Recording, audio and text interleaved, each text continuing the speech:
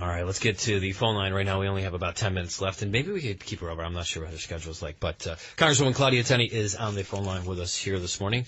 Good morning, Claudia. How are you? Good morning. Good morning. Good morning, Claudia. Apologize for the delay. Oh, not a problem. And, Rocco is off today. Mark isn't with me, okay. but Frank Elias is sitting in Rocco's seat. So. Oh, great. Good Hello, morning. Frank. Good morning, Claudia. Good morning. Good morning. A lot going on here. Let's get into it. You got a busy week, Claudia. I know there's also... I was thinking about this yesterday. Thursday is going to mark, and I don't know what this is going to be like, and the anniversary of, I guess, of this congressional baseball game. And we remember this quite well because you were there. You were getting ready to go just before the game was to start. You were speaking with us and House Majority Whip Steve Scalise. That's when that whole incident took place out there during that game. So the anniversary comes up on Thursday. That's when the game is scheduled, I guess. Is there some kind of talk or something? Is there going to be something to remember this, or what's going to happen? Is this going to change the game for everything? I think what's really spectacular about it is Steve Scalise is actually practicing with the team. I don't know if he's not actually going to be able to play this year, but he'll be able to play next year for sure, it looks like.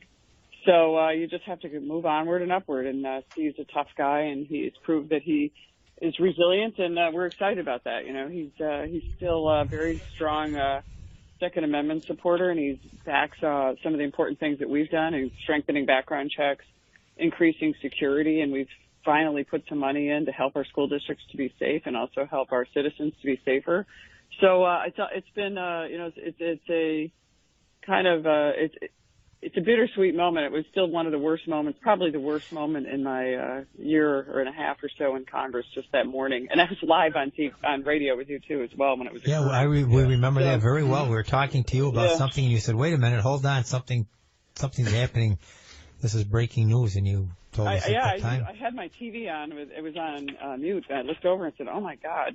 Yeah. It's like they had his picture on the screen. I thought he was coming up next or something, but it turned out he was shot. And he's doing well. He's remarkable. He's a strong guy. I work with him every day, obviously, and he invited me to Louisiana to go tour around. I've never been to the state of Louisiana, New Orleans, or any of that area, so someday I'll get to go there, I hope. Maybe in November. Yeah, I was just thinking about that because I knew the anniversary was coming up, and the baseball game. You joined us, and that's I think that was a big focal point for a few weeks there. Steve, an interesting issue, and I'll tie this right back into one of the things. This is opioid week, right? And we're doing a lot of on the opioid crisis, and whether it's addiction to painkillers, addiction to heroin, or other types of opioid-based drugs, and we have a number of bills that I'm co-sponsoring that are coming out this week on the floor.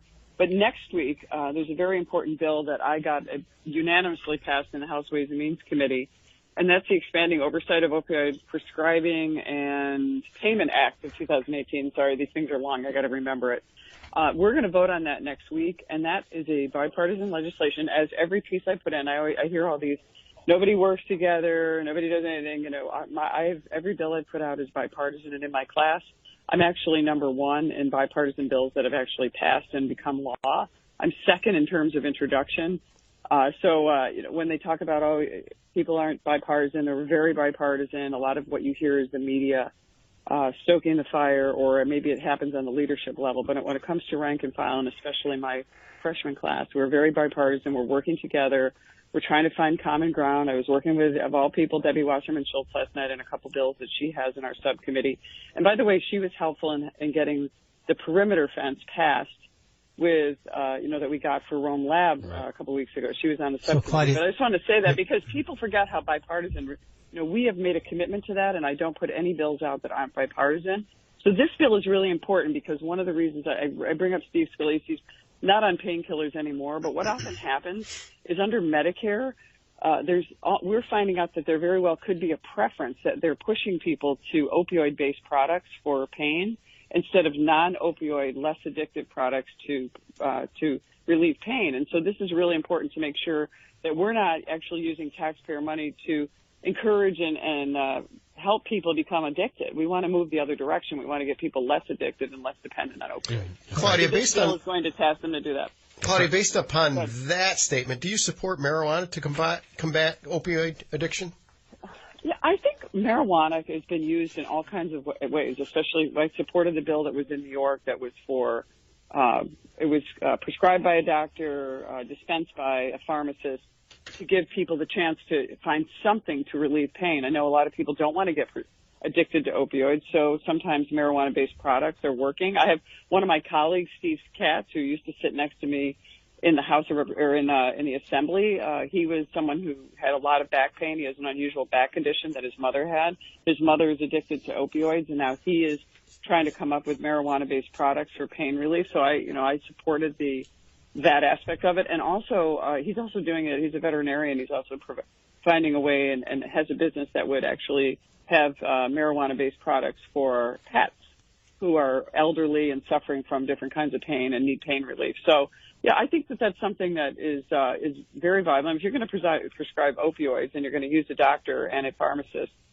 certainly marijuana would fall in that category. And I'm not, I still don't have a real strong opinion about generally legalizing marijuana. I do tend to lean toward the president's side, was like, Jeff Sessions wants to keep it illegal on the national level. And I just am like, look, that's a state issue. If the states want to legalize it, I don't think it's a great thing. I mean, personally, it's like I don't think people should go out and become alcoholics or addicted to anything.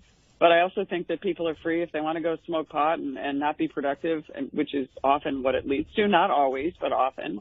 Claudia, let me ask you this, though. This is the big issue. Is there any movement now in the Congress to change the classification of marijuana from a Schedule I drug to a different schedule? Because right now, as a Schedule I drug, marijuana is illegal in the United States for any purpose whatsoever, no exceptions. Now, we have many states that have said we are legalizing marijuana for medicinal purposes, other states that are saying we legalize marijuana for recreational purposes. Those laws all are in conflict with the federal law, and we know from from the Constitution that federal law takes precedence. So at any day, Jeff Sessions could say, I'm closing down, I'm going to arrest anybody that's got possession of marijuana in this country because it violates federal law. Is there a movement to change that schedule? Yeah, first of all, federal law does not necessarily control state law. That's why we have the 10th Amendment, which is, if it's not specifically addressed in the Constitution, it's up to the states or the people, which is like the last line of the 10th Amendment. So many people view this as a states' rights issue, a 10th Amendment issue, which I alluded to earlier, that if the states, like such as Colorado and others, want to pass marijuana laws, they can do that. That's why they're called so-called laboratories of democracy. And Jeff Sessions, I know, is opposed to it, but there are a number of bills out on the floor, I believe, and I'm not sure exactly what each one does or says, but we're looking at them. It's not a top issue for me, to be perfectly honest. I know a lot of people are very passionate about it, but I think that it's something that I will have to consider if any of these bills come to the floor. I'm not sure they're going to be coming up in the Senate, but certainly something I will look at.